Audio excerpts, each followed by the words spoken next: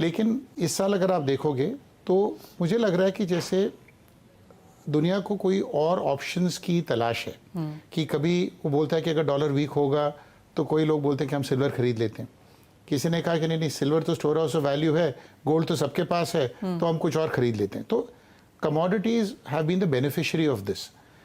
लेकिन अगर आप 2 साल 3 साल पहले की अगर हम सिनारियो पे जाएं तो ये नज़र आता है कि ईवी का ट्रेंड, ESG का ट्रेंड, क्लीन एनर्जी का ट्रेंड तब शुरू हुआ था।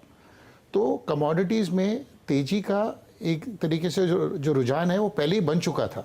लेकिन प्रॉब्लम क्या थी कि कमोडिटीज़ का बिगेस्ट कंज्यूमर चाइना, उनकी इकोनॉमी कोलैप्स हो गई।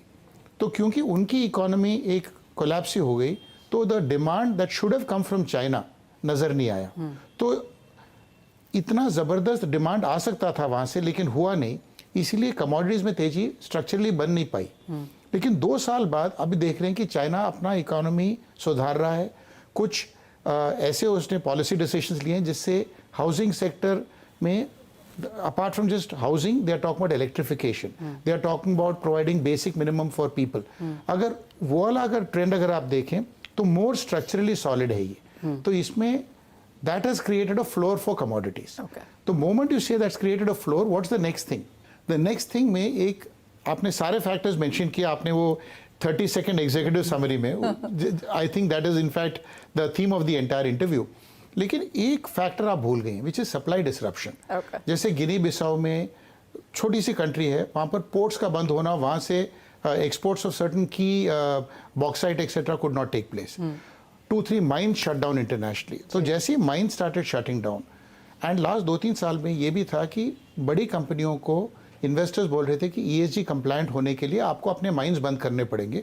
तो people like BHP Billiton sold off their coal and the carbon business almost at one time book value. तो जो जिन्होंने इन्वेस्टर्स ने खरीदा उनको 3-4 गुना पैसा बना उसमें, क्योंकि this was like fire sale कि they were wanting to sell off at any cost just to be ESG compliant. लेकिन वो ESG का जो भूत थोड़ा कम हुआ तो अभी EV में आए लोग, और दे सेड दैट EV के लिए, not to create EV capacities, you need more traditional fuel and traditional energy than before. Right. So therefore you went back to metal. So certainly now you have aluminum demand at one end, you have clean energy के लिए aluminum plus copper, then you need silver for as a catalyst, palladium as a catalyst, lead in certain cases. तो suddenly सारे commodities का demand plus China का सुधार plus this entire thing of supply disruption, ये 3 factors अगर आप एक मतलब बास्केट में मद्देनजर रखते हुए आप बोलो तो इनका यहाँ पर ये स्ट्रक्चरल बुल मार्केट का every single recipe has come in. तो अभी जो मूव्स आएंगी मेरे हिसाब से it will be longer, will be higher, and will be definitely more long lasting for and investors also. For the first time, many overseas funds have been created only to play the commodity cycle. Right.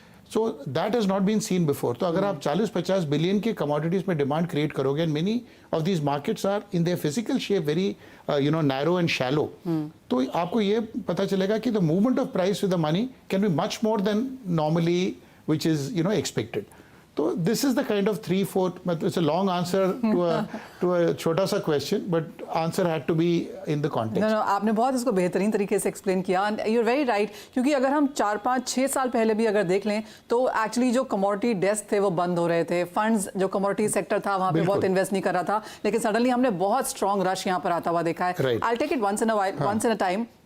आपने metals की यहाँ पर बात की, अब जिस तरह की तेज़ी हमने यहाँ पर बनते हुए देखी है, even as China is still chugging around, और हम यहाँ पर जैसे आपने कहा कि काफ़ी सारे स्टिमुलस मेजर्स हमने आते हुए देखे हैं, उसके बावजूद भी ऑलरेडी हमने ऑल टाइम हाइज काफ़ी हद तक मेटल्स में आता हुआ देखा है, मल्टी ईयर हाइज भी यहाँ पर मेटल्स में आता हुआ देखा है। आपको लगता है कि यहाँ से अब आने वाले समय में, क्योंकि कोई भी माइन में अगर अभी भी इन्वेस्ट किया जाए तो वो अगले 8-10-15 साल से पहले नहीं हमने वो आता हुआ देखते हैं, तो यहाँ से कितनी बड़ी तेज़ी इस सेक्टर में बनता हुआ देखेंगे?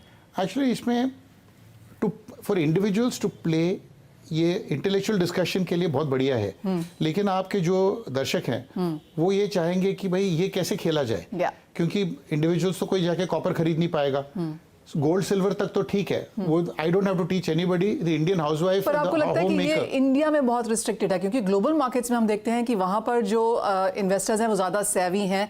इंडिया में हम देखते हैं कि कमोडिटी को बहुत नीश माना जाता है। savvy भी नहीं है, उनकी अपॉर्चुनिटीज हैं, क्योंकि ETFs are there, people can play the silver ETF, they can play gold miners, they can play silver miners, these can be played, they are actually bought and sold, you know, should I say not indices but let's say baskets. Right. तो यहाँ पर उतनी opportunities नहीं है, क्योंकि commodity market में इतना trading होता नहीं है लोगों का। लेकिन इसको अलग एक मिनट रखते हैं, हाउ डज द मतलब द इंडियन व्यूअर, मतलब जो आपके दर्शक हैं, वो कैसे इसका फ़ायदा ले सकते हैं? मेरे हिसाब से you have to go back to companies. तो या तो आप बोलो कि भाई एल्यूमिनियम कंपनी हो तो PSU में एक है, एक हिंडाल्को है, एक वेदांता है, एक्सेट्रा। लेकिन without talking stock specific, but उसका थोड़ा जिक्र करना मतलब करना ही पड़ेगा शायद। लेकिन a company like Vedanta, it has oil, it has aluminium, it has through Hindustan Zinc, and as a offshoot of zinc, it has silver, and it has aluminium. So the entire copper, entire range is there. So people may be able to play this. और इसका फायदा through stocks कर सकते हैं। अगर आप ज़्यादा ही focus करना चाहो तो then you will have to go into some of the ETFs जो इंडिया में अवेलेबल नहीं है, but which are traded and may be done through some funds which invest outside the country, that can happen. Plus LRS के थ्रू करना पड़ेगा, it's a little more complicated, इतना entry exit भी इतना ईजी नहीं है। लेकिन एक चीज़ पक्का है, अगर आप 4, 5, 7 साल का ये व्यू लेते हो और इसमें तेजी बनने का अगर आपको आपका थीसिस है, तो मेरे हिसाब से इवन एंट्री एग्जिट कॉम्प्लिकेटेड भी हो, लेकिन you should invest in those